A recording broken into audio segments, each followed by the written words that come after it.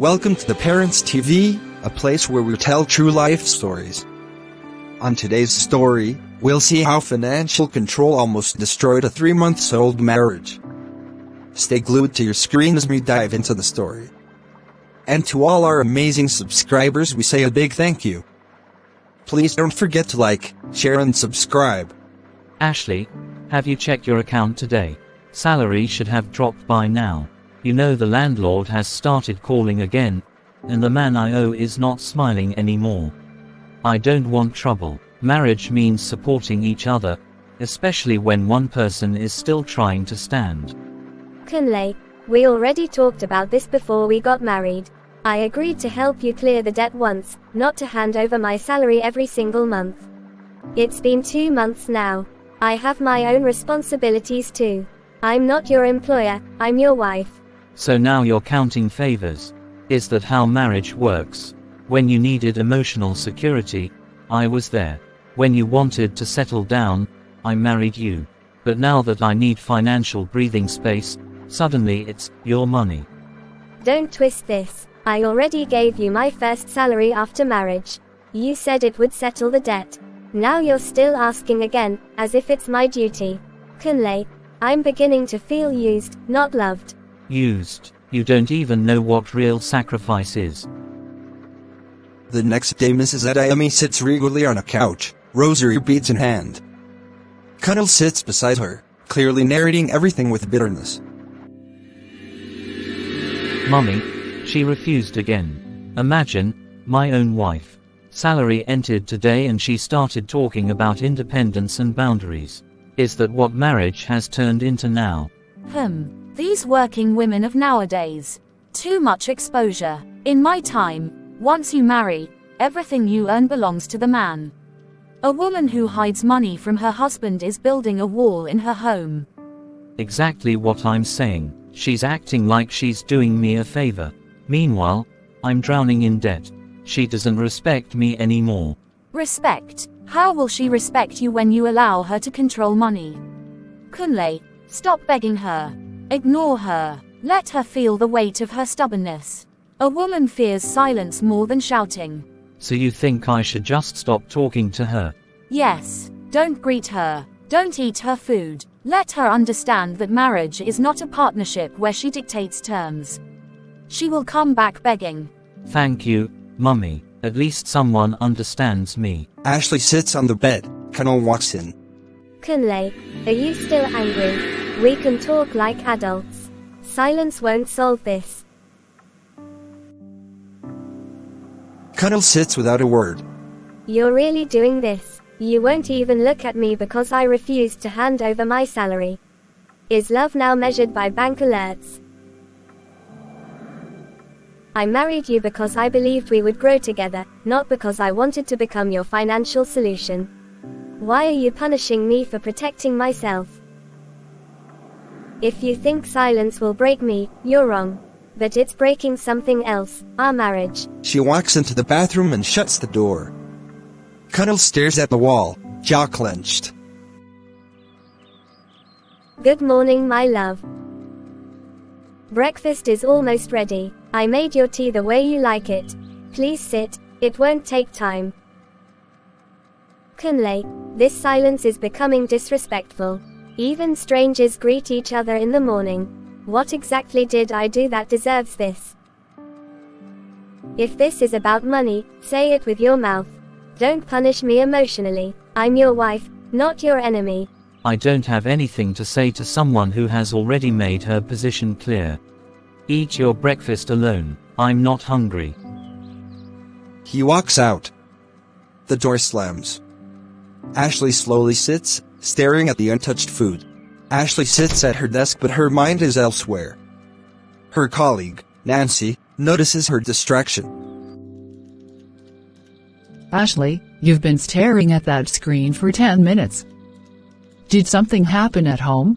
Marriage happened. They don't tell you that sometimes love turns into accounting. What do you mean? My husband cleared his debt with my first salary after marriage. Now every month he still expects my full pay. When I refused, he stopped talking to me like I don't exist. Full salary? Every month? Ashley, that's not support, that's control. What about your savings? Your future? That's what scares me, and his mother is backing him. I feel like I married two people. Good evening, Ma. You're welcome. Where is my son? He's not back from work yet.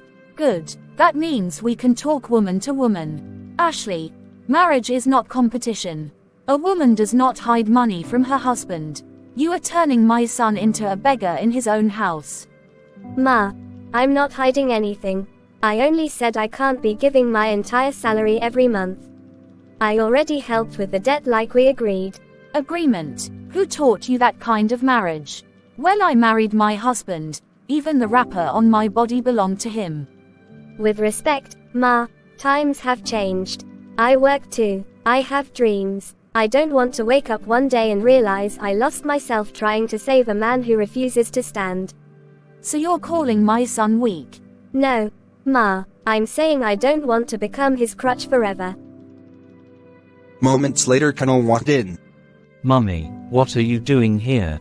Ask your wife why she thinks marriage is a business contract. Ashley, you embarrassed me again. I didn't embarrass you. I spoke my truth. I'm tired of being punished because I said no. You're selfish. You care more about money than peace in this home. Peace built on fear is not peace, Kunle. I am your wife, not your ATM.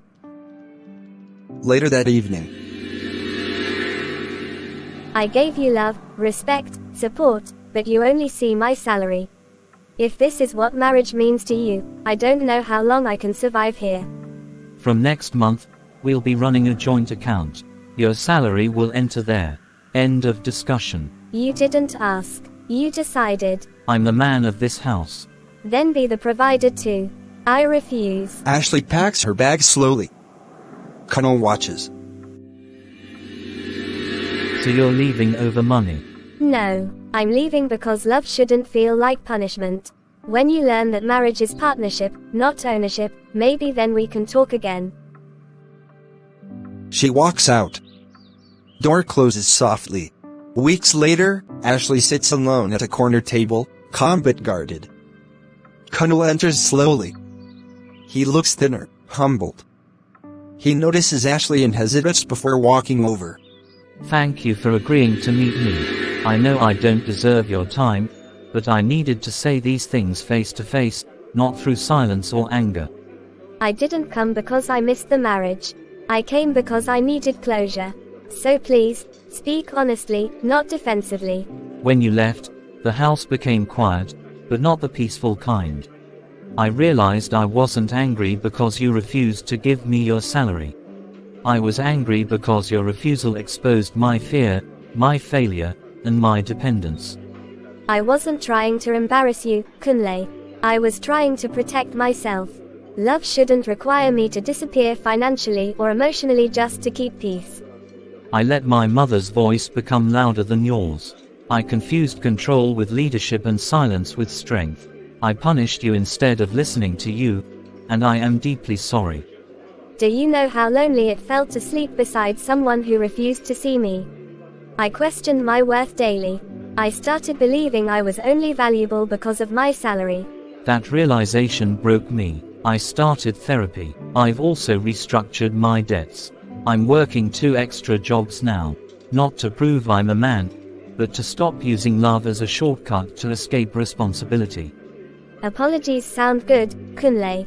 But change must be visible. If I return, it won't be as someone owned, controlled, or emotionally punished for saying no. If you return, it will be as my partner. Your salary remains yours. Support becomes discussion, not entitlement.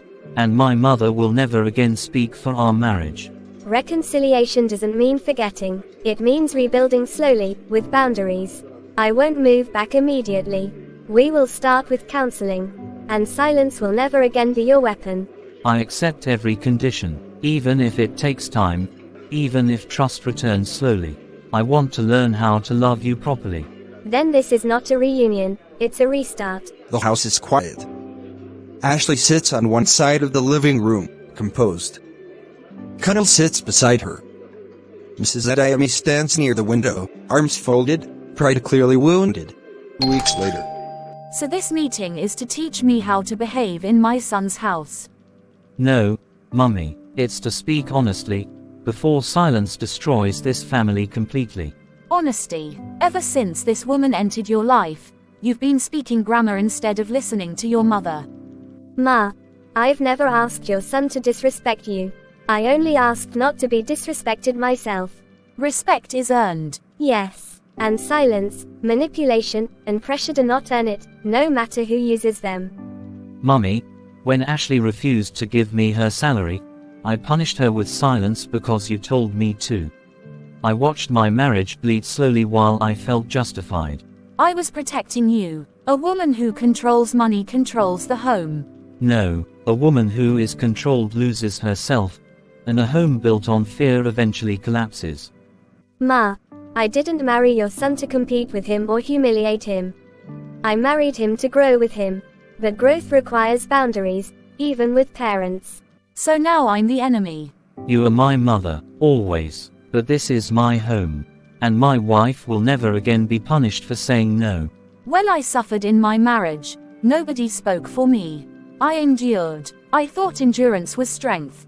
Endurance without love becomes trauma. We don't want to pass that pain forward. Maybe. I taught you survival, not partnership. You taught me many good things. Now allow me to build something better. Ashley, I may not understand this kind of marriage, but I will not destroy it. That is all I ask, Ma. I will step back, but remember, marriage is hard. Yes, Ma, but it shouldn't be cruel. Ashley and Kunle. Not clinging. Not broken. Just united. Thank you for not giving up on us. Thank you for choosing growth over ego.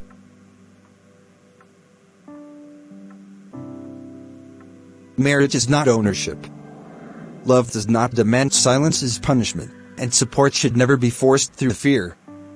When money becomes a weapon, affection disappears. A husband is not diminished because his wife earns, and a wife is not disloyal because she sets boundaries.